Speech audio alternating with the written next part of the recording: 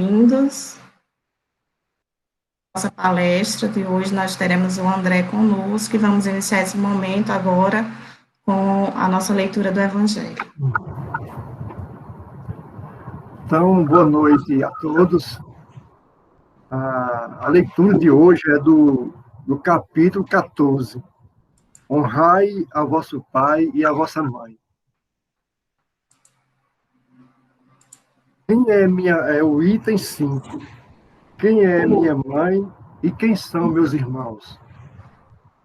E tendo chegado a casa, nela se reuniu uma tão grande multidão de povo que não podiam mesmo tomar seu alimento.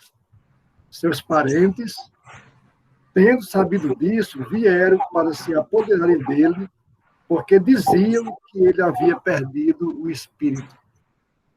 Entretanto, sua mãe e seus irmãos, tendo vindo e ficado do lado de fora, mandaram chamá-lo. Ora, o povo estava sentado ao seu redor e lhe disse: vossa mãe e vossos irmãos estão lá fora o chamando. Mas ele respondeu: quem é minha mãe e quem são meus irmãos? E olhando aqueles que estavam sentados ao seu redor, eis, disse, minha mãe e meus irmãos, porque todo aquele que faz a vontade de Deus, este é meu irmão, minha irmã e minha mãe.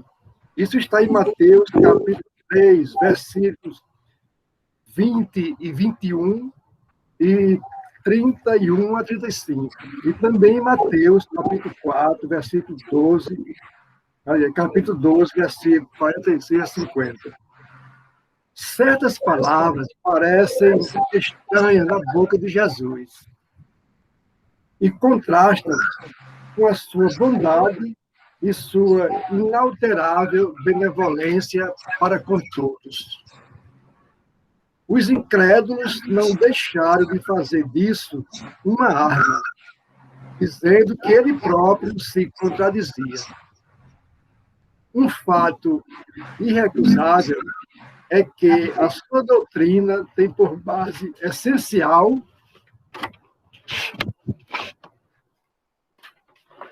por pedra angular a lei de amor e de caridade.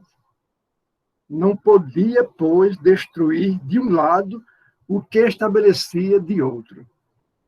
De onde é preciso tirar esta consequência rigorosa de que, se certas máximas não estão em contradição com o princípio, é que as palavras que se lhe atribuem foram mal expressadas, mal compreendidas ou não são dele. Admira-se, e com razão, ver nessa circunstância Jesus mostrar tanta indiferença para com os seus parentes e, de alguma sorte, renegar a sua mãe. No que tange a seus irmãos, sabe-se que não tiveram jamais simpatia por ele. Espíritos pouco avançados não tinham compreendido a sua missão. Sua conduta, a seus olhos, era bizarra e seus ensinamentos não lhes haviam tocado, uma vez que não houve nenhum discípulo entre eles. Parecia mesmo que partilhavam até um certo ponto das prevenções dos seus inimigos. É certo, de resto, que o acolhiam mais como estranho do que como irmão, quando ele se apresentava na família, e João disse positivamente que não, aspas, que não acreditavam nele, fecha aspas. Quanto à sua mãe, ninguém poderia contestar sua ternura por seus filhos, mas é preciso convir também que ela não parecia ter feito uma ideia muito justa da sua missão, porque não se a viu jamais seguir seus ensinamentos, nem lhe prestar testemunho como o fez João Batista. A solicitude maternal era, nela, o sentimento dominante. A respeito de Jesus, supor-lhe ter renegado sua mãe seria desconhecer-lhe o caráter. Um tal pensamento não poderia animar aquele que disse: honrai a vosso pai e a sua mãe. É preciso, pois, procurar um outro sentido para as suas palavras, quase sempre veladas sob a forma alegórica. Jesus não negligenciou nenhuma ocasião de dar um ensinamento. Tomou, pois, a que lhe oferecia a chegada de sua família para estabelecer a diferença que existe entre o parentesco corporal e o parentesco espiritual.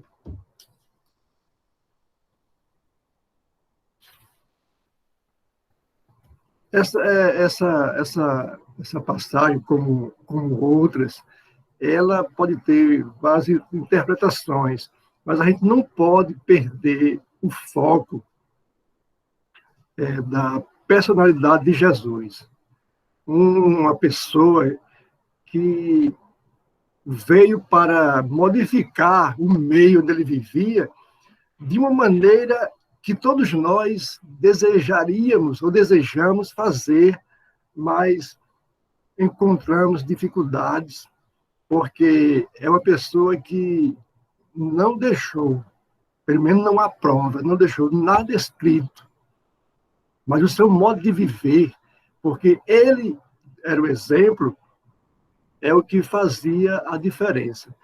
Então, quando ele diz que eis aqui meus irmãos e eis aqui a minha mãe, é porque ele abrangia a sua missão, de dizer, quem faz a vontade do meu Pai, ou a vontade de Deus, esses são meus irmãos.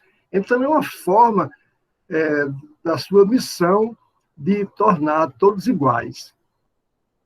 Quem quiser chegar ao Pai, que siga o meu exemplo.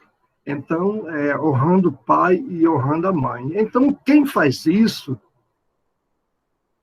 honra todos. Então, podemos até entrar em devaneios, né, em especulações, mas nunca perder o foco desse ser extraordinário que é o Jesus de Nazaré. É isso aí, Oscar.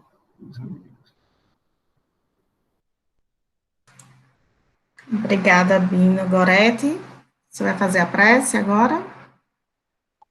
E os que eu vou deixar a prece para algum veterano aí. Ok. Nós temos aqui o nosso presidente, né? O nosso companheiro Tonhão. Tonhão, você pode fazer a prece inicial? Posso sim, Ilse. Pessoal, boa noite a todos.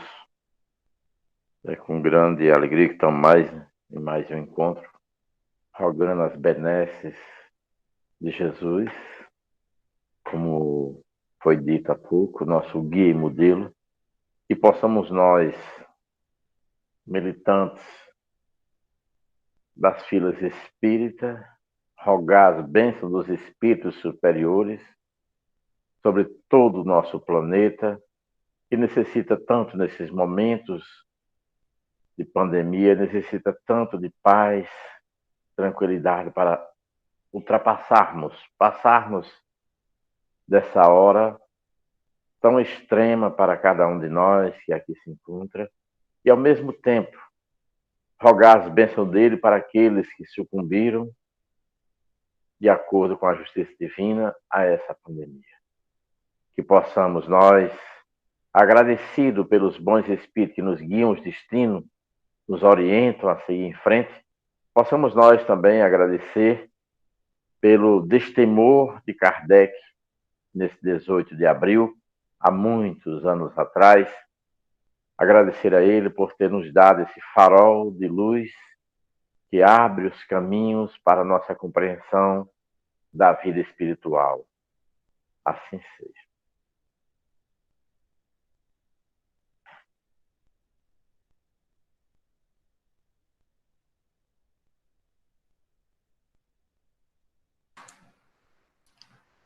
Ok, vamos começar agora, não é, André?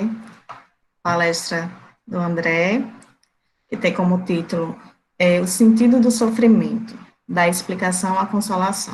Então, André tem até 8 horas para fazer a sua fala, a sua apresentação, e em seguida a gente vai ter aí meia hora de perguntas, né, de dúvidas, e vamos ouvir agora o André. Muito obrigado, Iuska. Não é?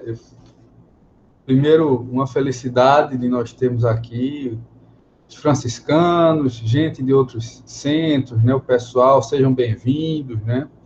Flávia que está aí com o Armando, o Eri, que apareceu aqui conosco, dentre outras pessoas que eu, né, nosso centro estão sempre conosco aqui, a Kelly, que entrou também, não é? Então, Zilmar, do GED, Kelly da UNEC, então, sejam muito bem-vindos, viu? E bem-vindas. Eu não vou ler todos, o resto é franciscanos, tem Tânia, também da UNEC, se eu for ler todo mundo, não vai dar, mas sintam-se bem-vindos, acolhidos e acolhidas todos, né? Hoje, nós vamos ter uma reflexão a partir da leitura desse livro, né? É uma inspiração, né? Não é uma apropriação desse livro aqui, né? Que é O Sentido do Sofrimento, do Desafio à Superação, de Milton Menezes, né? Esse é um terapeuta espírita e que ele tem reflexões muito interessantes. Elas me ajudaram para a gente pensar esse tema de hoje, né?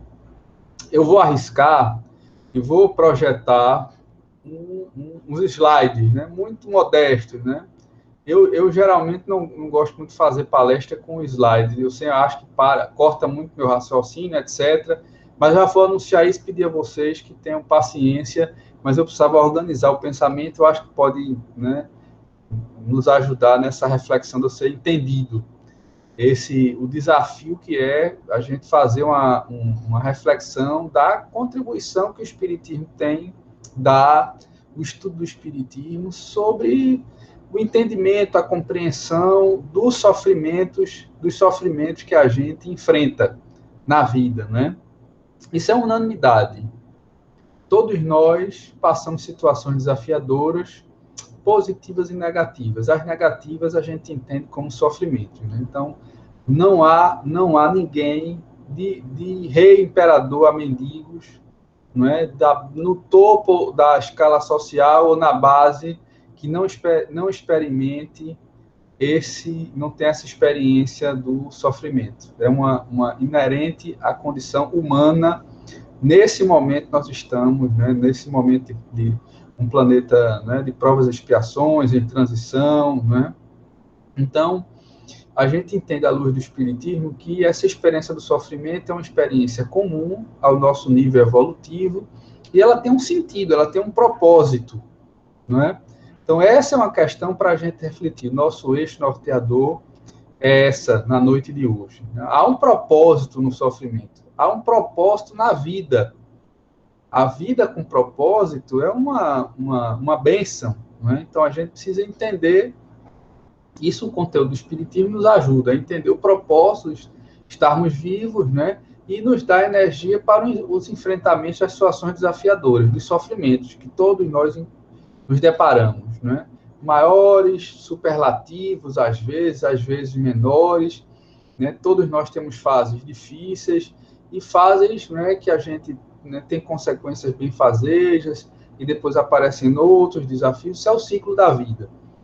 Aproveitar bem esse ciclo, caminhando sempre com a felicidade. A felicidade é uma forma de caminhar, não é uma estação, não é uma conquista específica.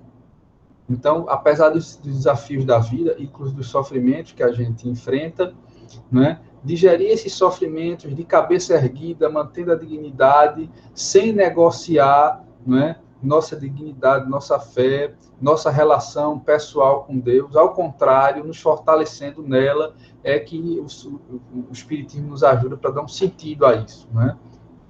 Então, esse é o convite do Espiritismo. Eu vou projetar aqui os slides para a gente seguir. Dito isso, e vejam se eu vou passar a não ver as pessoas, vocês me dêem um retorno, tá certo? Se chegou direitinho, etc. Vamos aqui, uma janela e ver se está chegando aí para vocês. Está bem? Está dando para ver? Me dê o retorno de vocês. Tá aparecendo sim. Está melhor agora? Está aparecendo? Tá, agora ainda não tá naquele modo que fica maximizado, não. Eu sei, é porque se eu for botar naquele modo, às vezes, se eu colocar Aí você aqui... se perde, né? Não, eu fico sem... Você fica sem passar, vocês só ficam vendo o primeiro. Eu vou tentar, tá certo? Veja aqui. Tá dando para ver? Tá. Passou agora? Passou ou tá no primeiro ainda? Tá no primeiro. Pensei isso que eu vou interromper, então, peraí. É por isso que eu estava falando. Porque aí eu passo aqui, eu passo aí, não passa para aí. Vou fazer de novo, tá certo? Um momentinho. Fala, Armando! E aí, meu irmão André? Tudo bem? Aniversariante, né? Foi ontem. Tô sabendo. Muito festejado aniversário. Eu só entrei agora porque eu estava numa reunião da UNEC, aí terminou a reunião e vim para cá agora. Tá ótimo. Muito bem, que bom que veio. A questão é essa. André?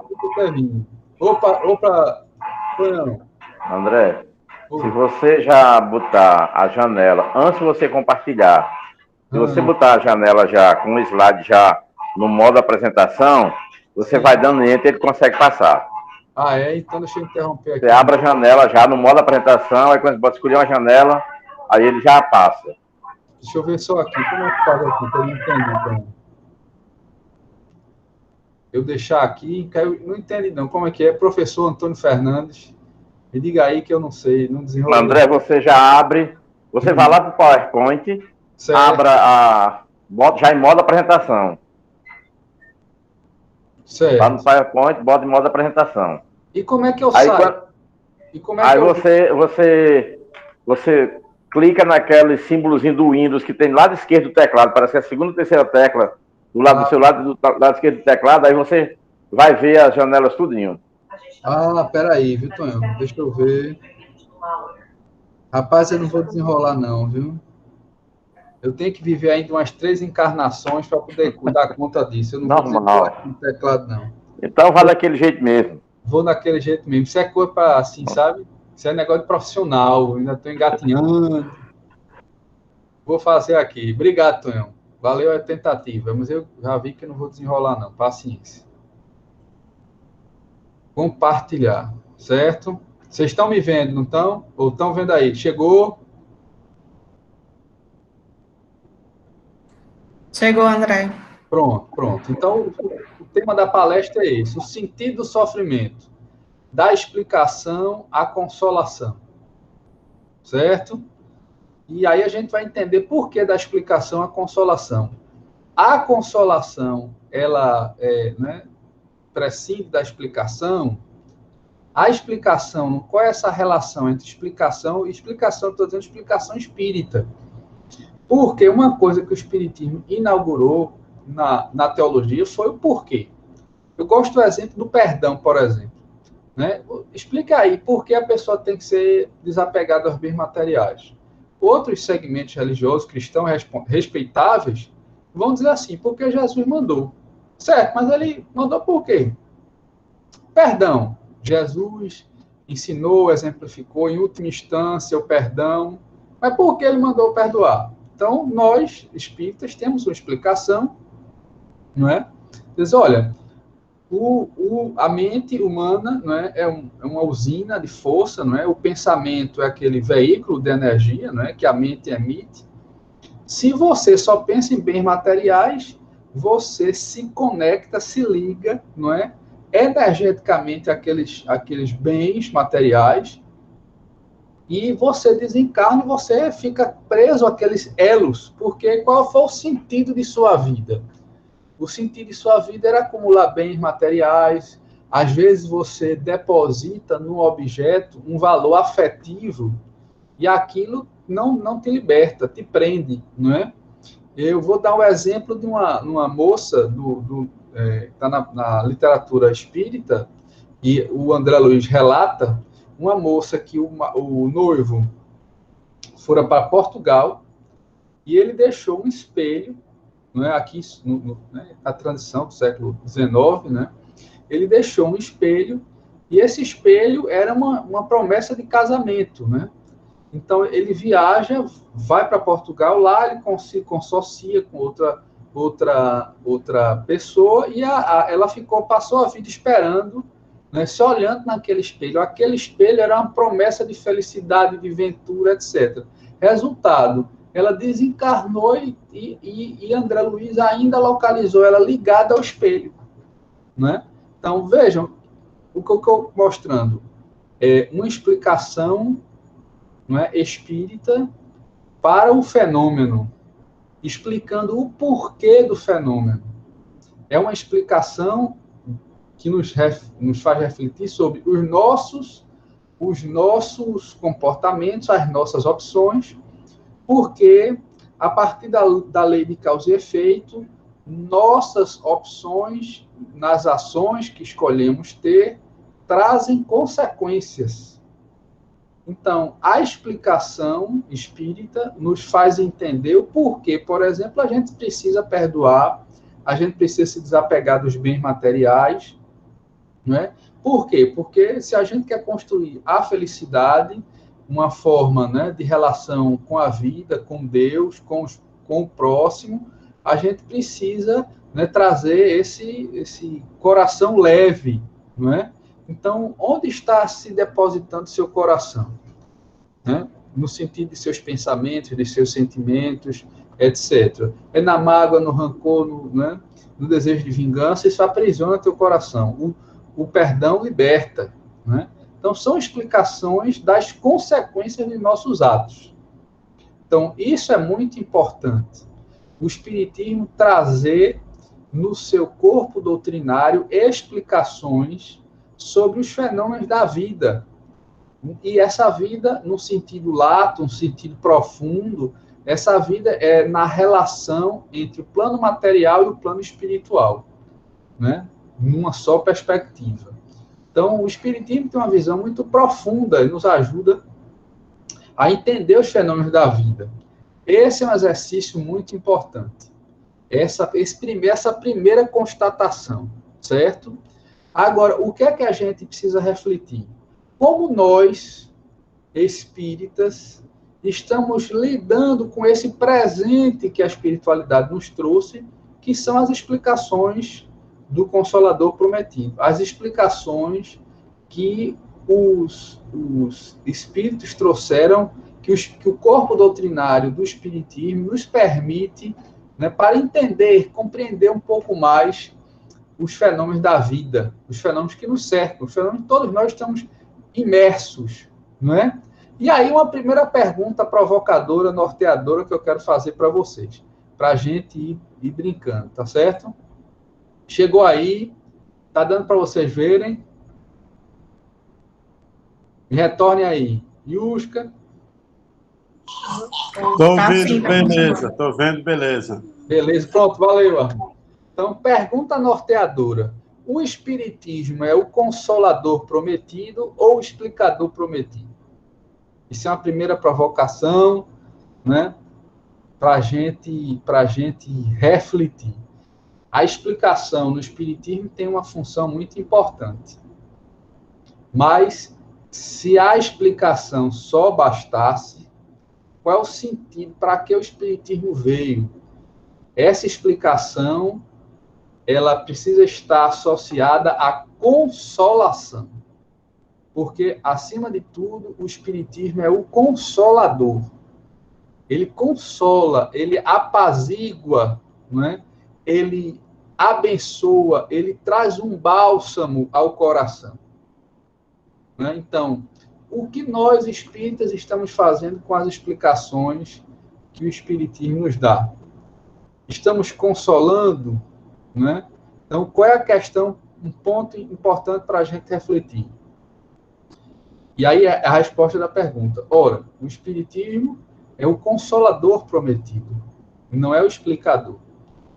Explicar é um aspecto importante do processo mais amplo da consolação. essa explicação precisa vir associada a uma prática, a uma postura amorosa, não é, compreensiva do outro, precisa gerar uma mudança comportamental em todos nós, né? E aí essa explicação precisa ser usada para consolar as pessoas, né? E aí não é diferente? Eu quero mostrar para vocês algumas reflexões que a gente veio seguindo, certo? Vejam, a importante abordagem terapêutica, eu coloquei terapêutica entre aspas, né? Porque é uma preocupação de nossa postura, como é que nós, espíritas, estamos nos nossos centros espíritas lidando com a explicação, né? Como eu estava dizendo, explicar é uma parte importante do processo de consolação. Quando alguém chega no centro espírita e ele vem, muitas vezes, questionando, né, até a própria fé em Deus, a existência, né? Então, ele vem atrás de respostas do que está acontecendo. Muitas vezes uma dor dilacerante, muitas vezes um processo obsessivo, não é? Raros são aquelas pessoas que chegam com uma perspectiva de curiosidade para entender essa relação com o plano espiritual. Eu acho que esse argumento, muitas vezes a explicação manifesta da conversão. Por que você se converteu ao espiritismo? Por que você se tornou espírita? Eu estava com curiosidade, etc. Muitas vezes as pessoas dizem isso. Mas me parece que, de fato, lá no fundo, né, a grande maioria vem em busca de consolo, de respostas para as suas dores, e não é qualquer resposta. É aquela resposta que apazigua o coração, não é? Aquela resposta que liberta, não é? Então, essa explicação de tudo que está acontecendo com ele ou com ela é parte do processo de consolar as pessoas, né? Não basta explicar, né? Então, a explicação está a serviço da consolação. Explicar é um meio, não é um fim em si mesmo. Você chegou e explicou, por que eu passei por tal situação? Eu vou enumerar algumas para a gente depois conversar com calma. Por que você passou? Por que eu estou passando por determinada situação, né? Então, o Espiritismo vai explicar, vai fazer compreender. Para ele entender a situação, existe um porquê, né? Então, a explicação é um meio para que você console, para que você permita que aquela experiência dolorosa seja digerida, seja enfrentada, né? A explicação no Espiritismo, a explicação do porquê eu estou passando por um determinado sofrimento, é aquela explicação que me fortalece nas minhas crenças, na minha crença comigo mesmo, e me fortalece na confiança em Deus, né? Então, eu estou ali com aquela explicação, eu estou entendendo melhor a situação desafiadora, estou entendendo que as coisas não são por acaso, e, portanto, eu tenho mais condição de enfrentar aquela situação. O Espiritismo veio para consolar. A explicação no Espiritismo ajuda a consolação. Então, quais são as observações? Nunca fazer uso da explicação para agredir ou humilhar, demonstrando falsa superioridade moral, né? Então, isso é uma questão muito importante. Você está passando por essa determinada situação porque você fez isso, né? Então, como é o tom? Como é a tua abordagem diante daquele outro ou daquela outra pessoa que está ali fragilizado ou fragilizada, que vem pedir ajuda? Ele está sendo acolhido? Ou estamos colocando o dedo na ferida, não é? E apontando o dedo para ele ou para ela, não é? E ele sai não consolado, mas humilhado, se sentindo agredido, inferiorizado, não é? E muitas vezes, quando a gente faz isso, usando uma lógica A lógica do espiritismo, o espiritismo é muito lógico, muito racional, né? Então, isso é excelente, aquela lógica. Mas como é que a gente está usando essa lógica? Eu lembro muito de uma analogia do Divaldo, que tem uma analogia interessante, né? Que ele sobre a verdade. Então, se você chegar, se eu chegar, eu pegar um diamante, qualquer pessoa vai gostar de receber um diamante. Eu chego agora, como é que eu entrego esse diamante? Eu posso pegar o diamante, esse diamante está aqui, né, enrolado no veludo, e eu desembrulhar e olha aqui o diamante para você. Opa, quem é que não ia gostar de receber esse brilhante, essa pedra preciosa? A verdade é isso. Agora eu posso chegar e pegar a pedra preciosa, o diamante, e jogar na pessoa, né? Jogar no seu rosto, esfregar no seu rosto, né? E aquela pedra preciosa vai ser um veículo, um brilhante, uma coisa extraordinária, a verdade é isso, mas vai ser um veículo de agressão, um meio para, né, para mutilar, para dilacerar. O Espiritismo é o contrário disso tudo. O Espiritismo veio para consolar as pessoas, esclarecer, no sentido de fortalecer a pessoa para os desafios da vida, né? Então, a gente precisa chegar no centro espírita, ser acolhido no centro espírita e sair fortalecido do centro espírita. E não sair mais fragilizado, não é? Então, vejam, essa é uma questão importante para a gente, né, não deixar perder de vista, que é o seguinte: nunca explicar em detrimento de acolher e, principalmente, consolar. Isso é o final, né? Isso é a síntese de tudo que a gente quer passar de recado, a importância de você entender o sentido do sofrimento e esse sentido, né, está a serviço da consolação. Eu saio dali, eu entendo o meu problema a partir das explicações que o Espiritismo dá e eu saio fortalecido na convicção em Deus, que Deus está comigo, que Deus não me abandona, que apesar de tudo, tudo passa, né, e vai passar essa situação, porque eu estou sendo amparado, né? Clássico na minha infância era uma passagem que eu nunca esqueço, num caderno, isso vendia em capa de caderno, né?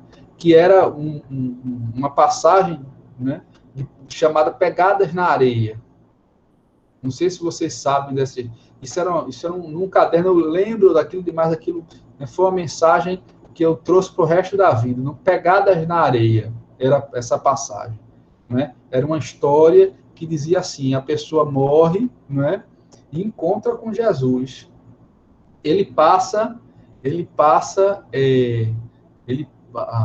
A vida toda é como se ele estivesse andando na praia, né? E ele vê sempre duas pegadas, né? Que era a dele e a de Jesus, que sempre esteve ao lado dele, né?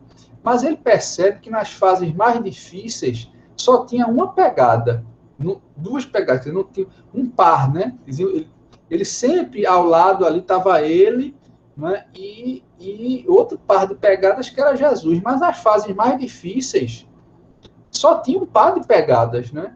Aí ele disse: Senhor, por que nos momentos mais difíceis tu me abandonaste?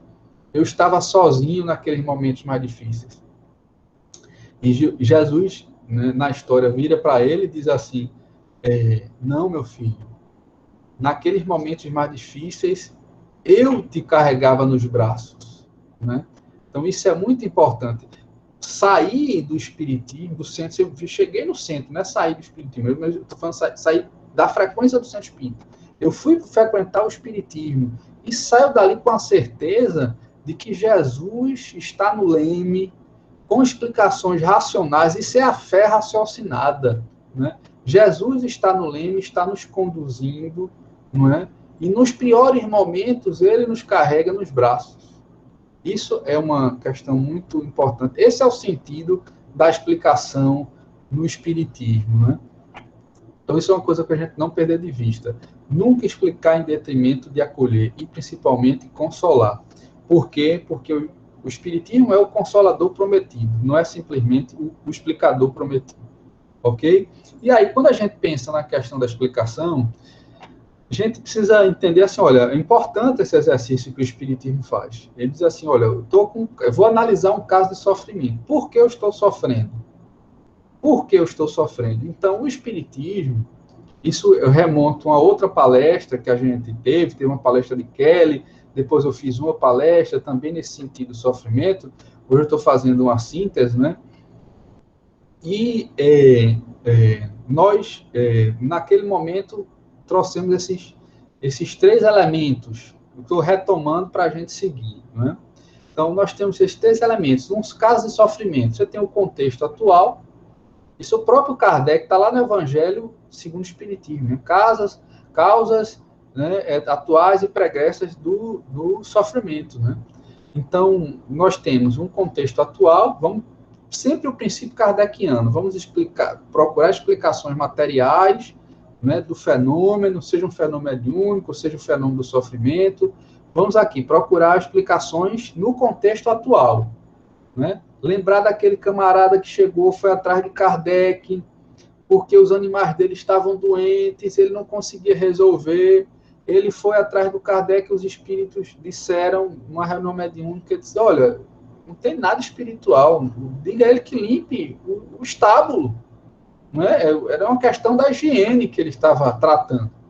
Né? Então, os animais estavam sendo maltratados. Isso é o contexto atual. Esse princípio kardeciano a gente traz para a vida. Né? Eu estou passando por um determinado sofrimento. Mas qual é o contexto atual? Eu vou dizer, situação financeira, eu vou aprofundar sobre isso. Estou passando um determinado problema, situação financeira. Qual é o contexto atual? Aí você vai ver o contexto atual de inflação, o contexto atual de que a pessoa não fez, né, não se preparou para enfrentar situações assim, a pessoa nunca se organizou financeiramente, no seu planejamento financeiro, não é? Aí esse seria o contexto, né? Aí nós temos aqui as experiências infantis. O que é que a pessoa aprendeu, né, nessa relação com os bens materiais? Como era a relação desses pais, desses avós, desses adultos importantes de referência para a criança? Então, qual é o padrão que ele está repetindo? Ele está repetindo padrões de encrencas dos pais, dos avós. Como é que é desses adultos que eram referência?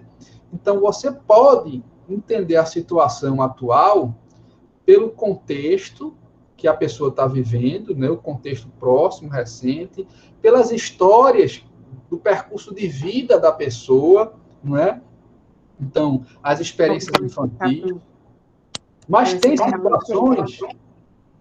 tem situações que você não consegue explicar, nem através do contexto atual, nem das experiências infantis, do percurso da vida. E aí, o que é que você vai? E aí, Kardec ultrapassa a fronteira dessa encarnação e vai encontrar explicações em questões mal resolvidas de vidas passadas. Aí sim, você tem, na lei de causa e efeito, quando a gente não consegue explicar nessa vida o sofrimento, né, fatalmente você tem raízes em situações né, comprometedoras em vidas passadas. Isso é um princípio importante para a gente entender. Né? Esse é o espectro da explicação do espiritismo. Você tem um caso de sofrimento, você precisa entender esses 3 níveis: atual, né, o recente, da infância, quer dizer, remoto, mas dessa vida ainda, e aí de vidas passadas. Né? Agora vejam. Então vamos lá para as explicações. Eu selecionei aqui algumas explicações que são, né, algumas explicações que eu chamei de causais, que explica, não é a consequência. Veja, qual é a questão? Eu cheguei no centro espírita, e aí eu vou ver uma palestra e assim, qual é a consequência de fumar? Olha, você fumar, você vai ter é considerado um suicídio indireto, porque você sabe que naquele vício você está comprometendo a sua existência. Você pode desencarnar mais cedo, antes do programado, porque você está agredindo ali os seus pulmões. Isso é uma explicação, né, das consequências da sua atitude no presente. Agora, quando a gente inverte isso é uma coisa que me chama a atenção. Quando a gente inverte isso, e aí não busca explicações das consequências dos atos, ou possíveis consequências, mas das causas do sofrimento, isso é que eu vou querer me chamar a atenção. Elas podem ser, esse uso pode ser um mau uso. Podem ser mal utilizadas as explicações espíritas quando a gente, em vez de entender as consequências dos nossos atos no presente, a gente quer explicar o sofrimento atual, não é? A partir, exclusivamente, de vidas passadas, quando o Espiritismo não nos fundamenta para isso, tá certo? Então, nem é tudo de vida passada, não é, né? E a gente pode utilizar mal. E eu não estou questionando a explicação em si, a verdade, a pérola, mas a forma como a gente apresenta essa pérola, não é? Esse diamante às pessoas, essa verdade do Espiritismo, né? Então, eu selecionei aqui alguns casos que estão, inclusive, no livro, não é? Alguns deles no livro do Milton Menezes, certo? Que vejam, dificuldades para engravidar, né? Vamos entender, meus irmãos e irmãs, a situação de uma mulher, não é? Ela escutou, muito provavelmente desde a infância, a depender de como ela foi criada, mas essa é a maioria, ela escutou, ela entendeu que uma das missões das mulheres é ser mãe, né? A missão dela é ser mãe, né? Então, há, sim, um depósito da sociedade para esse sagrado exercício da maternidade, né? É importante a gente entender que isso devia ser, inclusive, assim, as crianças deviam ser educadas para entender a responsabilidade do que é ser mãe e do que é ser pai, né? Porque ela está ali junto, ela não engravidou sozinha. Então, ali é uma comunhão, né? E aí, imaginemos que essa mulher, muitas vezes jovem, às vezes nem está tão jovem assim, e tem toda aquela fantasia, aquele desejo, né? Aquele sonho, são os sonhos mais caros dela, né? Ela quer engravidar, ela quer ser mãe, né? E aí ela começa a apresentar dificuldades para engravidar. Engravidar não é um processo fácil, passou de uma certa idade, já é mais difícil. E aí o que é que acontece? Como é que ela é recebida com esse sofrimento, que é o sofrimento do outro, né? Às vezes a gente diz assim, sai logo com antes, você tem que adotar, né? Lógico que a adoção a gente vai ver que é um caminho muito interessante, né? Não é para a gente suprir essa lacuna, mas isso é um movimento que ela tem que digerir, é uma decisão que ela tem que tomar com seu companheiro, né? Por exemplo. Então, o que eu estou procurando refletir o caso que se apresentou no centro espírita chegou uma jovem mulher com dificuldade de engravidar. Então, o que é que eu faço? Eu acolho essa mulher com essa demanda dela, ou eu deposito nela uma explicação espírita das causas do porquê ela não consegue engravidar, né? Eu digo assim, olha, e ela pode se questionar, é um questionamento lícito dela, né? Dizer assim, meu Deus, por que eu que seria uma boa mãe, eu que teria um lar equilibrado, com tanto amor para receber um novo espírito que reencarne, por que eu não estou conseguindo engravidar? E aí, vejam, é uma demanda legítima dela, né? E eu posso dizer o seguinte a ela, eu posso dizer que a gente não sabe o propósito desse sofrimento, porque ela está passando, mas que ela confia em Deus. É uma lição educativa para que ela valorize o ministério da maternidade. Mas que ela não se preocupe com isso. Isso pode ser uma prova, quer dizer, algo que ela precisa passar, que foi planejado para ela aprender uma lição, pode, inclusive, ser uma consequência de atos passados dela, isso ser uma expiação, mas nem todo sofrimento é uma expiação, pode ser simplesmente uma prova, não é? Mas que o que é importante é que ela confie em Deus e siga a sua vida. Às vezes, não está no momento, às vezes ela está precisando consolidar a fé em Deus, às vezes tem uma tensão tão grande que ela não consegue, no processo, né, engravidar, às vezes até ela começa criando um cachorro, relaxa daquela demanda, converte aquela necessidade de ser na dependência num cachorro, e aí ela vai lá e engravida. Às vezes ela adota, depois de adotar uma criança, não é? E aí sim, acho uma postura mais interessante, né, mais amadurecida. Eu acho, mas isso é uma questão de reflexão pessoal. Eu acho que muitas vezes o PET ajuda muito na dinâmica afetiva, né? Mas às vezes isso pode levar a um outro tipo de adoecimento, né? Que é humanizar o animalzinho ali, né? O princípio espiritual em ebulição, né? Que está sendo burilado, né? Que já é uma individualidade, mas não é um espírito, não é um ser humano, e a gente tratá-lo como um ser humano, isso, né, tem uma série de consequências também psicológicas, né? De adoecimento, etc.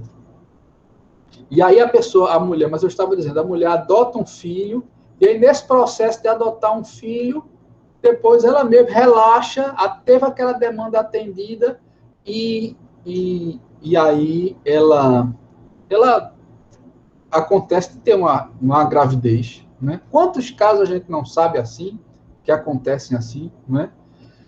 Mas vejam, esse é um raciocínio espírita que eu estava dizendo, né?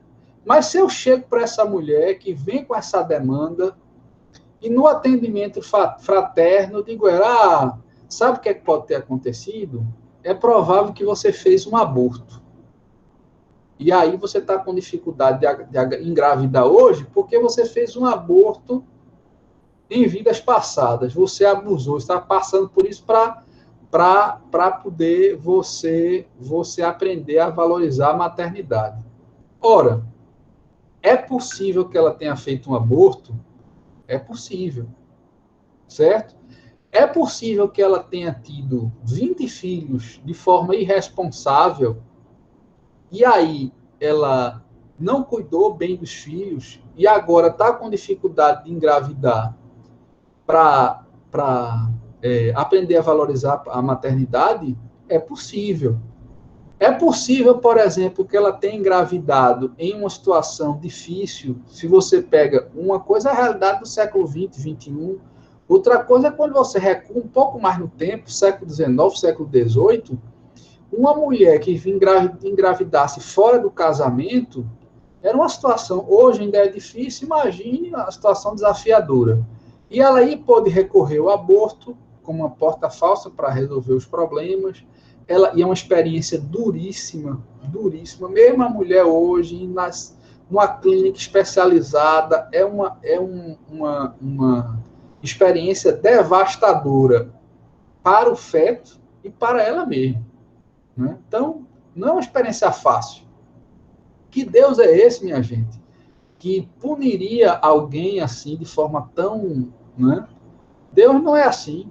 Agora, existem leis que trazem as consequências dos seus atos, certo? Eu vou pegar o caso dessa mulher que ou recorreu ao aborto, ou, por exemplo, em vidas passadas, o filho chamado bastardo, que ela não pôde reconhecer, ela deixou na roda dos enjeitados. Os conventos, né, até o século XIX, tinham rodas que a mulher chegava ali, depositava a criança, rodava para dentro do convento, ninguém via quem é que botou. Muitas vezes eram mulheres da elite, etc., com experiências fora do casamento, etc., e aí não podiam criar aquela criança. Então, fazer isso pode ser uma causa dela não tá conseguindo engravidar, porque aquela experiência da maternidade e aquela não pôde, aquilo criou uma barreira, né? E aquilo né, da sua mente o sentimento de culpa, impregnou o seu perispírito e ela está tendo um bloqueio para engravidar. Então, eu estou pegando esse caso para a gente dizer assim, as inúmeras possibilidades que você teria para entender o fenômeno que é a dificuldade de engravidar, certo? Então, como é, minha gente, que a gente apresenta de cara uma explicação simplificada de uma realidade complexa que pode não corresponder à verdade, não é? E naquele caso específico, a minha pergunta para vocês, meus irmãos e minhas irmãs, é como é que ela ficou se sentindo? Ela chegou no centro espírita com uma demanda que para ela é muito dolorosa, não é? E aí saiu se sentindo, além dessa demanda não ter sido equacionada, ela não foi fortalecida e ainda saiu se sentindo culpada, porque ela imagina agora que não está conseguindo engravidar porque fez um ato horrível, um aborto. Não é? Então, puxa, meu Deus, eu assassinei um feto que estava dentro de mim e agora por isso que eu não estou conseguindo engravidar. Então, essa mesma lógica é a lógica que a gente pode dizer, por exemplo, explicações para situações de casamentos difíceis.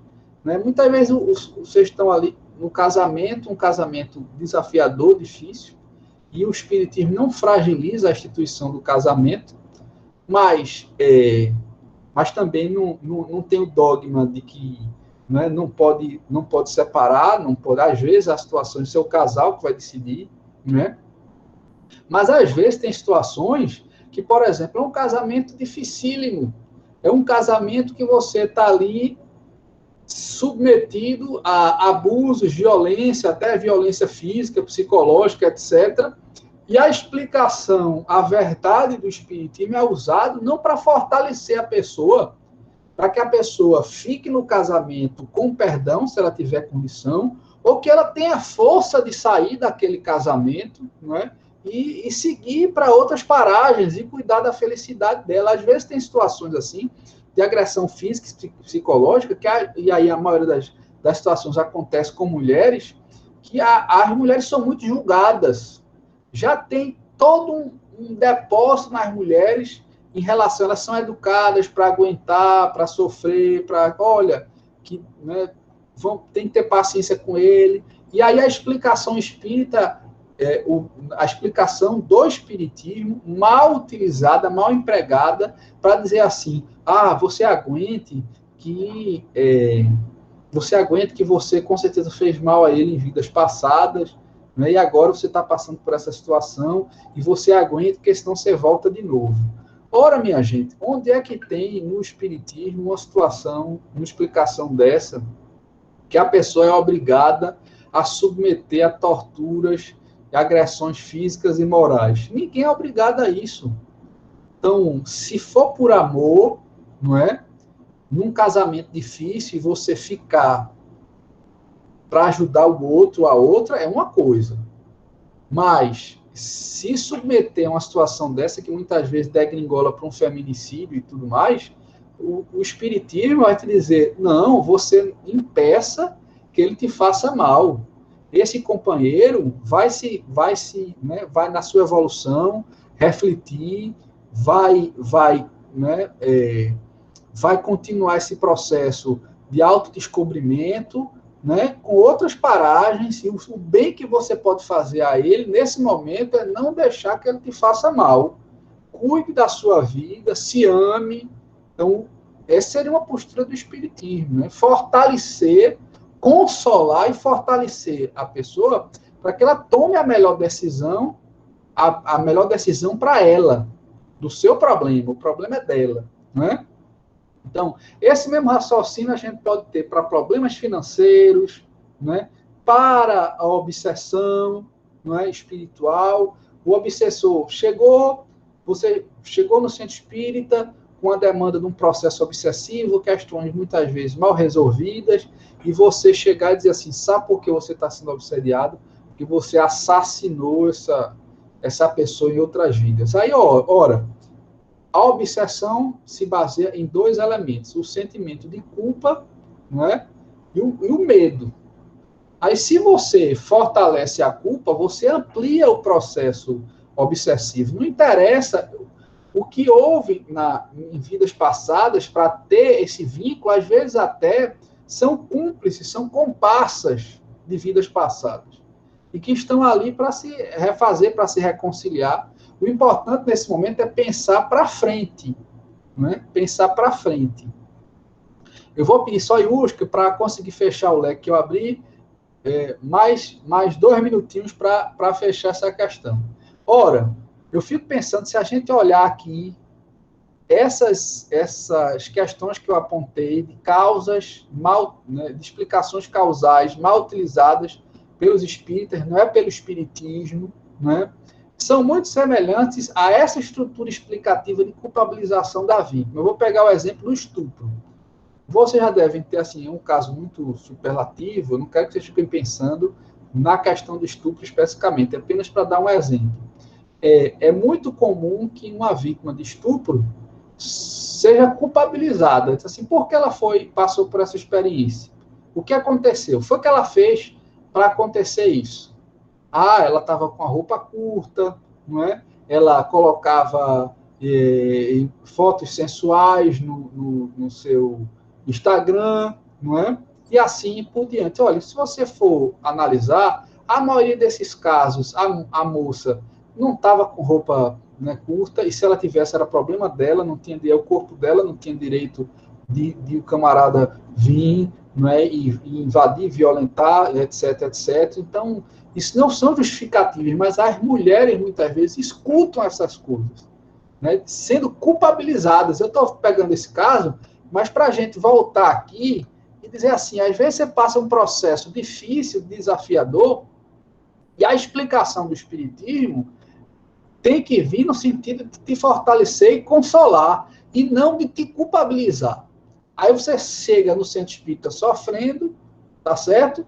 E sai se sentindo culpado, quer dizer, sofrendo mais ainda, né? Então, o espiritismo não veio para isso. A verdade do espiritismo veio para consolar, fortalecer as pessoas, né? Então, veja, acho muito interessante para a gente seguir nesse finalização o exemplo de Chico Xavier. E eu quero fechar com essa pergunta para vocês, que nós temos assim um arsenal doutrinário para explicar muitos fenômenos da vida, sabe? Situações dolorosas. E eu pensei numa situação que inverte a lógica do ciclo da vida, que é o seguinte: é a dor dilacerante de uma mãe que perdeu um filho pequenino. Então, nós que temos a fé raciocinada, nós que temos um corpo doutrinário tão constituído, tão profundo, o que é que a gente vai dizer a uma mãe que perdeu um filho pequenino? Não é? Sigamos o exemplo de Jesus. E sigamos o exemplo do Chico Xavier.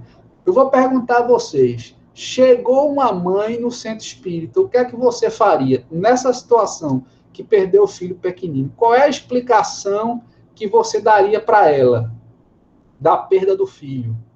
Meus amigos e minhas amigas, para a gente fechar, sabe o que é que Chico Xavier disse a ela? Nada. O que é que eu vou dar de explicação? Nesse momento, abrace, acolha e chore com ela. Foi isso que o Chico Xavier fez, né? Então, o que é que ele ia dizer? Numa situação tão dolorosa, meu Deus, ele diz, eu fui lá e abracei e fui chorar com ela. E choraram copiosamente juntos. E depois de ser acolhida, de ser amparada, de ser amada, ele pôde trazer as reflexões que o Espiritismo nos dá para enfrentar o sofrimento. Ela passa aquela situação desafiadora por algum motivo, mas confie em Deus. Deus está no leme, Jesus está te guiando, né, está te sustentando, e tudo passa, tudo passará, dias melhores virão, tá certo? É isso, minha gente. Essa é a mensagem, eu passei um pouquinho de 5 minutos, não foi? Yusca, palavra com você. Não sei se vocês conseguiram me escutar bem. É isso. Um abraço. Estou aqui agora para a gente continuar conversando. Agora é com você. Certo, agora a gente vai, né, para a etapa de perguntas, de interações. Alguém quer fazer uma pergunta a André? Pode ficar à vontade para usar o microfone ou deixar também a sua pergunta aqui no chat, ok? Temos algo aqui no chat. Alguém levantou? Bino. Nosso futuro palestrante, Bino. Vamos ouvir, Bino, é com você. Então, boa noite aos que chegaram depois. Saudações rubro-negras a doutor Armando. André, a sua palestra autoexplicativa, né, muito boa, muito pertinente. De Nelson Gregório, que é um grande amigo de Tonhão, nosso amigo, que diz que a gente vive preocupado, né? Porque a gente começa a falar assim, rapaz, a minha preocupação é isso, a preocupação é aquilo. Mas, em relação à casa espírita, quando alguém chega, como você muito bem disse, vem por vários motivos, mas a maioria vem atrás de consolo. Então, não dá para você querer dar uma aula de espiritismo. Então, você foi muito feliz com esse fechamento, quando citou o exemplo, né, de Chico Xavier. Sábado agora passado, dia 17, né, ontem, né, a gente estudando lá na Casa do Caminho o tomo único, então o roteiro 5 era a sorte, né, o destino das crianças depois da morte, né? Então, quando uma mãe procura uma casa espírita, superando todos os preconceitos, né, porque a dor é tão grande que ela suporta, né, supera o preconceito e vai atrás do consolo. Então, ela não quer explicações assim científicas, ela quer consolo. Então, a solução é esse abraço. Quando o Espírito de verdade diz, espíritas, amai-vos, eis o primeiro mandamento. Instruí-vos, eis o segundo. Então, estudar, principalmente o nosso comportamento, é um ato de amor. Porque não basta ter boa intenção. Tem que saber lidar com a dor do outro, a questão da empatia. Então, as casas espíritas, elas têm uma carência muito grande de trabalhadores. E o diálogo fraterno é importante demais. E a gente é testemunha de aberrações que acontecem nisso daí, né? Então, as crianças nem sempre são, digamos assim, planejadas, desejadas, mas no inconsciente, quando a pessoa casa, tem que estar preparado para o aparecimento de crianças. Então, vem uma criança, quando ela nasce com a síndrome de Down, já fica patente ali nos exames e mesmo quando a criança nasce. Mas há casos que a questão de doenças que a criança só apresenta os sintomas, né? É diagnosticado depois de 2 anos, né? Então é recebida com muita alegria e tal. E depois de 2 anos ou 3 anos, a criança começa aquela questão degenerativa. Então, existem casos de separação. Então, você não pode dizer que aquela criança veio para servir de lição para a família. Que lição? Que lição? Se muitas vezes as mães ficam sozinhas, cuidando de uma criança com necessidades, dependendo de tudo dela. Aí, às vezes, tem que abandonar emprego e etc. daquela criança. Então, essa mãe, ela precisa de consolo, de afeto, de amor. Não quer explicação. Agora, há momentos e há situações que é necessário uma explicação. Às vezes a pessoa está preparada para ouvir. Agora, como você frisou muito bem, André, a pessoa vir atrás de consolo e voltar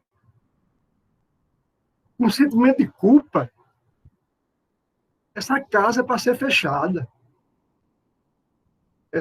E essa pessoa, esse trabalhador, tem que passar por um tratamento muito grande aí, né? Então, são lições, são coisas importantes demais para a gente ter essa noção, né? Então, quando você fala, nunca explicar em detrimento de acolher, principalmente de consolar. Esse é o objetivo, né, da casa, esclarecer, mas mais ainda abraçar, sabe? Abraçar. Então, primeiro é isso, meu amigo, e muito pertinente essa palestra, essa exposição para todos nós, e um grande aprendizado. Obrigado, Yusca. André vai querer comentar agora. A gente tem um outro comentário aqui também no chat do Eri, certo? Se você quiser comentar em bloco, como você costuma fazer. Eu acho melhor. Pode ler, Yusca. Tá. Em bloco. Ok. O Eri, ele parabeniza, né? Excelente, André. Você tocou num dos pontos que, no meu ponto de vista, mesmo com mais de 150 anos, eu acredito, da mensagem de Kardec, ainda deixa muito a desejar no movimento espírita, que é o acolhimento. Pois mesmo aqueles que não tenham compreensão da mensagem do Cristo, têm todos os ensinamentos espíritas para abrir nossos olhos. A Flávia Queiroz também está aqui elogiando, né, e principalmente essa última parte, né, que é dessa passagem do Chico Xavier, né, pois para uma mãe que perde um filho não existe consolo, só Deus é capaz de enviar essa cura para essa dor. O Romário também deixou aqui uma passagem, certo? A gente pode ler aqui posteriormente. Antes de passar para André, eu gostaria também, assim, de compartilhar um testemunho, certo? E ela, inclusive, aqui, a Leninha, a Eliane Linhares, está aqui no grupo. Então, ela faz um excelente atendimento fraterno lá no Franciscano. Eu conheci Leninha ainda no Kardec. Então, para mim, que cheguei... retornei, né, ao espiritismo, me aproximei mais, devido também a um sofrimento, eu encontrei nesse atendimento fraterno algo que me preencheu muito, certo? Então, e inclusive para um tema que a gente já discutiu até no ano passado, que era ansiedade. Eu tinha muita ansiedade, então o ansioso, ele sofre por antecedência, então você somatiza tudo, meu cachorrinho está aqui, talvez vocês escutem. Então, eu queria reconhecer, né, esse trabalho que a Leninha vem fazendo também, junto com outras pessoas lá do Franciscanos, certo? Muito obrigada, e tem me ajudado bastante, né? Então, é isso, passando para você. Não, muito bem, minha gente. Eu quero só, nessa reflexão que o Bino trouxe, e vocês trouxeram, né? O Armando até fez uma relação lá em cima também com a informação de que a Pegadas na Areia foi trazida, convertida em música pelo Padre Zezinho, né? É uma passagem muito bonita, né? Que sintetiza muito o pensamento espírita, né? Eu quero só fazer uma síntese, que eu acho importante, dizer assim, olha, o objetivo da nossa fala hoje não foi desmerecer a explicação, o elemento importantíssimo da doutrina espírita, que é a explicação. Ora, se esse é um dos nossos diferenciais em relação a outros segmentos religiosos, eu estava citando a, né, da teologia, né, a gente saber o porquê das coisas, isso é muito importante, é nesse sentido que o espiritismo é filosofia, né? Agora, como a gente usa essa explicação? É no sentido, né, da consolação, de fortalecer as pessoas, ou é no sentido, eu posso usar a verdade para agredir também, né? Então, a verdade, ela não está dissociada da caridade, do amor em ação, né? Então, e aí eu procurei fazer essa reflexão, dizendo, olha, como é que a gente está usando a explicação que o Espiritismo traz? Então, quando a gente passa por um problema e entende o porquê, a explicação espírita nos ajuda a entender o porquê daquilo. Meu Deus, por que eu estou passando por isso? Aí aquilo consolida a fé. Porque existem situações desafiadoras que a gente coloca a nossa fé em xeque. Né? Está em jogo a confiança em Deus. Então, a confiança em Deus é uma virtude, e aí, como qualquer virtude, ela é aquela plantinha frágil que precisou ser regada, né, até que ela se consolide e se transforme numa árvore frondosa e inabalável. Então, essa minha relação pessoal com Deus, ela vai se nutrir, não é? Vai se fortalecer a partir dos enfrentamentos das situações desafiadoras, dos sofrimentos e também dos êxitos. Hoje aqui a gente está falando do sofrimento.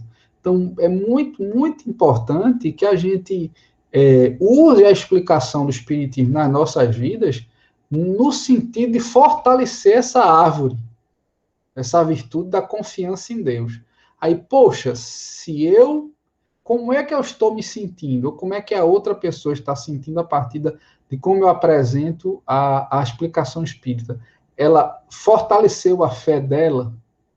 Ela agora passou a confiar mais em Deus? Ela está sentindo melhor? Está aliviada? Porque você entendeu por que você passou por um sofrimento? Isso é uma grande consolação. Então, a explicação nos ajuda muito. É um alívio, meu Deus, ter a possibilidade de consolidar minha fé.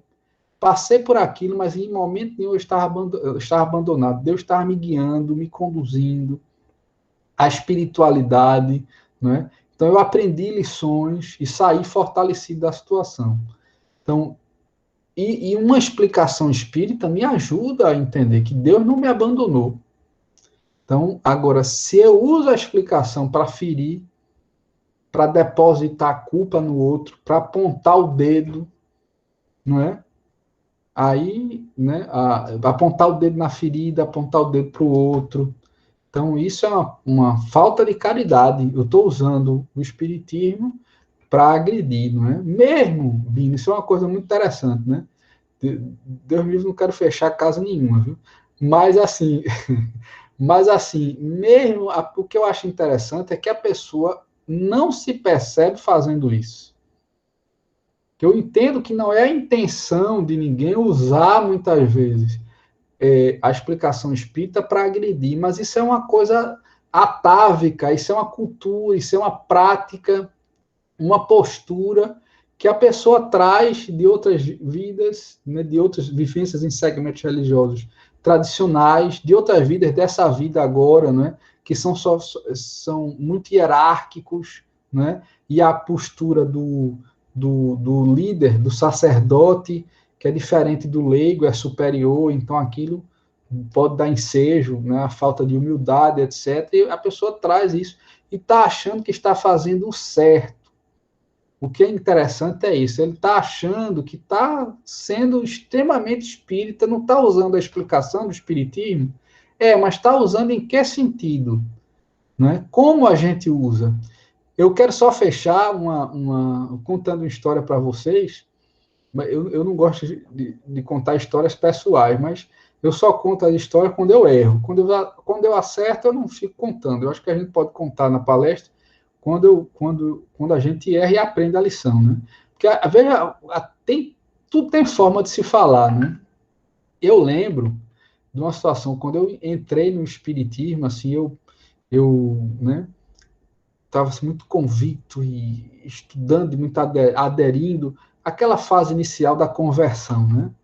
E é interessante isso. Às vezes aconteceu isso comigo no final da adolescência. Então eu estava assim, sabe, super espírita, e lendo, estudando, e achava que era um movimento simples, que não ia errar mais, entendeu? Era dali para ser espírito de luz. E aí, qual é a questão? Eu desci do prédio onde eu morava, e na esquina eu encontrei com um camarada que desde criança eu comprava revistas em quadrinhos, naquelas bancas de revistas, na esquina lá do bairro onde eu morava, tinha essa banca de revista. E ele estava assim, descontrolado. Deixa eu explicar para vocês. Ele tinha duas bancas. Ele começou com uma e tinha outra. Essa outra banca a dona do espaço ali, era uma loja, ela conseguiu uma ordem de despejo, estava tirando a banca dele. Eu nunca me esqueço dessa situação, porque isso tem quase 30 anos, se não tiver mais já. E aí eu estava indo para a Federação Espírita Pernambucana, para uma reunião mediúnica na Federação, na segunda-feira à tarde. Terminei de almoçar, desci, já ia pegar o ônibus. Aí esse homem estava descontrolado, porque a segunda banca de revista dele, ele ia ser despejado ali, ia ficar só com uma. Aí eu cheguei e disse, rapaz, o que foi que houve? Fulano, o que foi que houve que você está tão aperreado? Aí ele me contou a história toda. Aí sabe o que eu disse a ele? Eu disse, meu amigo, perdoe. Você pelo menos está ficando com uma banca, né? Não perdeu tudo, ainda está com uma. Perdoe essa mulher. Mas para que eu fui dizer isso? Não é? Ele danou-se comigo, só faltou me chamar de santo. Desequilibrou-se mais ainda, não é? Porque eu vi a ingenuidade, eu era um garoto, né? E eu vi a ingenuidade que eu tive. Eu saí chateado porque, assim, eu estava querendo ajudar ele na melhor das intenções. Mas a gente precisa ter estratégia de como acolher as pessoas e o que dizer. Né? Ele não estava preparado naquele momento, ele entendeu que eu estava defendendo ela. Né? Então, ele não estava entendendo que o cara entendeu que eu estava querendo aliviá-lo. Né? Então, essa é uma questão, uma lição que eu tirei para o resto da vida. Né? A gente tem que saber o momento de dizer às pessoas e pesar o que vai dizer. Não é? Porque as melhores das intenções, e eu digo, às vezes a gente erra achando que está fazendo certo. Por isso é a nossa reflexão de hoje, né? É isso. Mais alguma coisa aí, Usca? Alguém quer falar, quer perguntar? André, a gente tem aqui uma pergunta bem interessante, né, para encerrar o nosso chat. Acho que a gente vai passar um pouquinho do horário, mas é porque realmente a discussão está tão boa, não é tão pertinente, que está empolgante, né? Então, mas antes eu queria só já acertar quem pode fazer a prece final, né, porque em seguida eu vou ler aqui essa pergunta, André vai fazer a sua, vai responder, e em seguida a gente pode fazer a prece final. O Armando Lúcio pode fazer a prece, ver se responde. Está ouvindo? Acho que não ouviu, não é? Posso, sim, posso. Pode? Pronto. Então, fica certo. Ok. Um momento, só um momento. Está aqui. O Pedro Henrique, aqui, ele elogiou, né, a palestra, fez ele ter alguns conceitos, abrir os olhos e a mente para novas abordagens, né, a parabenizou. E aí ele faz essa pergunta que realmente, assim, é bem atual, né? André, o que falar para um familiar que perdeu alguém nessa pandemia, mesmo em tenra idade, que aos olhos físicos de todos era uma pessoa de bem? Consolar ou explicar para atenuar a dor do mesmo? Quero ouvir seu ponto de vista para ver se coaduna com o meu, né? E também ele reconhece aqui o trabalho da nossa querida Leninha. Ok, André, então essa aí, essa pergunta, né, do Eri, eu acho que é bem interessante, né, nesses tempos. Ok.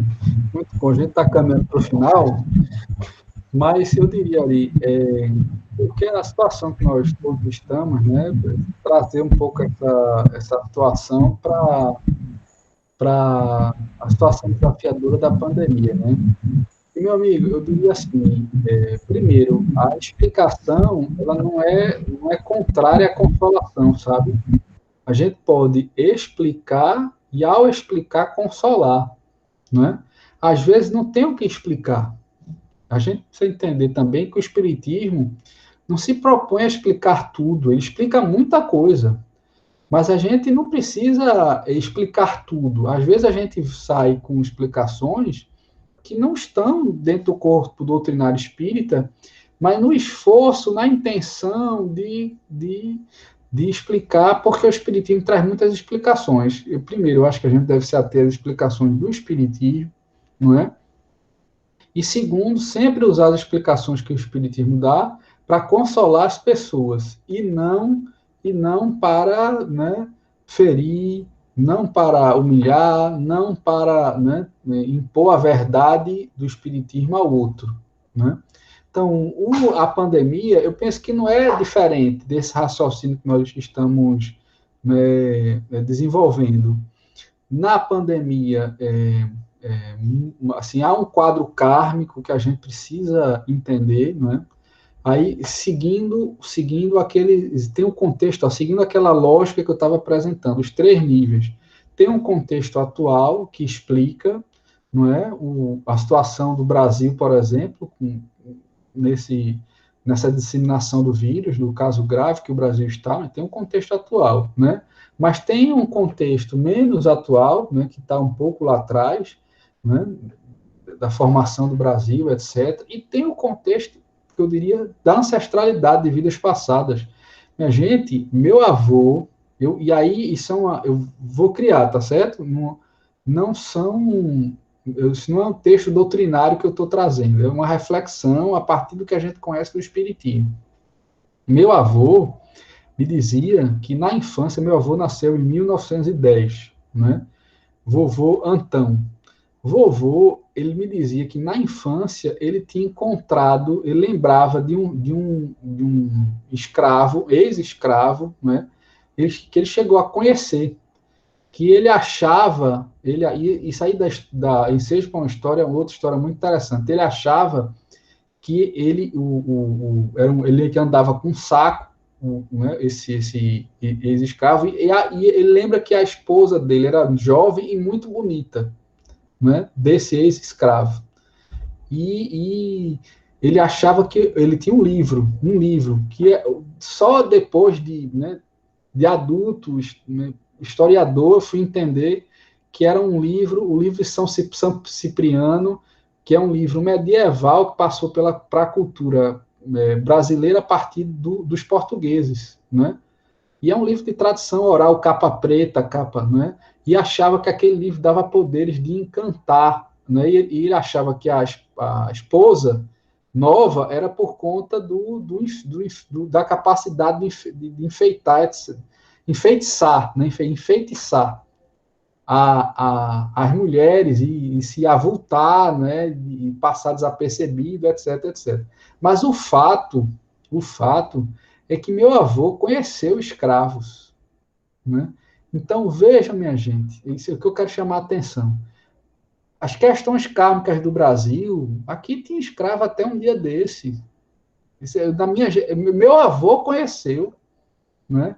E que situações esses seres humanos eram tratados. Então, do ponto de vista kármico, toda a coletividade brasileira tem muitos débitos a purgar, lições a aprender, etc. Nós e outros países e toda a nossa trajetória, se for ver, né, o Espiritismo nos mostra que nós somos muito melhores hoje do que fomos antes. E esse é o processo evolutivo, né? Então, você dizer isso para culpar é o mesmo raciocínio. O equívoco é esse, é você não ter condição de fortalecer a pessoa, você depositar um peso a mais, né, sobre isso. Então, eu posso entender que todo mundo, né, tá ali, nós estamos coletivamente, né, resgatando, né, questões kármicas, mas eu não posso dizer individualmente o camarada. Veja, uma coisa é compreender isso, outra coisa é você individualmente dizer você desencarnou de Covid porque você fez mal, você fez isso. Não, minha gente, era o momento dele. Nas pandemias, gente boa, gente ruim, desencarna. E no momento histórico dele ali, se encerrou aquele processo, né? Principalmente segue com a consciência tranquila quando ele tomou todos os cuidados, né? E aconteceu, né? Então estava ali marcado e a gente só passa o que precisa passar mesmo. Principalmente quem está com a consciência tranquila de que não procurou, não foi responsável, não foi nada disso. Que a maioria é assim, né? Eu acho que todo mundo está com cuidado, né? Todo mundo está com medo hoje, né? Então está se protegendo. Mas essa explicar não quer dizer que você vá depositar a culpa individual ou coletiva. É isso que eu quero dizer. Então, é muito mais a gente entender que a dor, né, o sofrimento superlativo, também traz lições educativas. E é isso que todo mundo precisa aprender, tá bom? Essa seria a mensagem de hoje. Eu acho que a minha gente não precisa se estender tanto, já estamos aqui, né? Armando até perguntou, eu nem sei, viu, Armando, o que é que ele era, e com certeza do rubro-negro ele não é.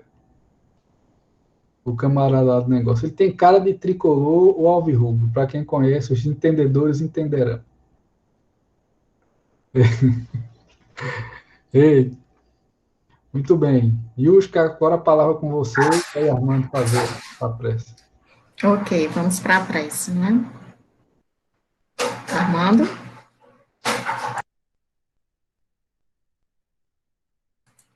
Armando, seu microfone. Ok, vamos elevar o nosso pensamento ao mais alto para fazermos a nossa prece final. Ó Deus, vós que sois todo poder e bondade, amigos benfeitores espirituais que nos assistem a todos nesta reunião, benfeitores das nossas casas e do movimento espírita. Estamos aqui agradecidos por mais essa atividade de uma casa espírita de Mossoró, através da nossa querida Casa Franciscanos, leva ao público para o esclarecimento, para a explicação e a consolação necessária que a doutrina espírita é capaz. Obrigado, meu Deus, por estarmos aqui presentes. Nos abençoa com a tua paz e que esta semana seja para todos nós, para aplanar os caminhos que temos a seguir, temos a percorrer em busca da nossa evolução. Nos abençoa, nos protege e guarda hoje e sempre.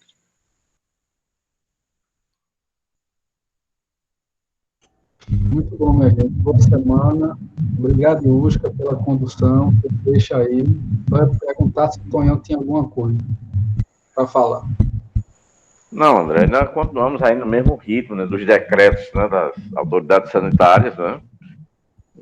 Então, não tem nenhuma novidade, não. O decreto vai findar agora, acho que é dia 23, foi prorrogado, né? E a gente vai ver como é que dá para fazer. Por enquanto, a gente continua fazendo atendimentos individuais por agendamento, seguindo os passos do decreto. Muito bom. Tá ótimo. Muito bem, minha gente. Um grande abraço para todo mundo. Luiz, que você ia falar, né? Que você está à frente. Então, só para encerrar agora a gravação, ok? Então, até o próximo domingo, né? Até logo, muita paz. Tchau para todos. Um abraço, minha gente. Boa semana. Tchau.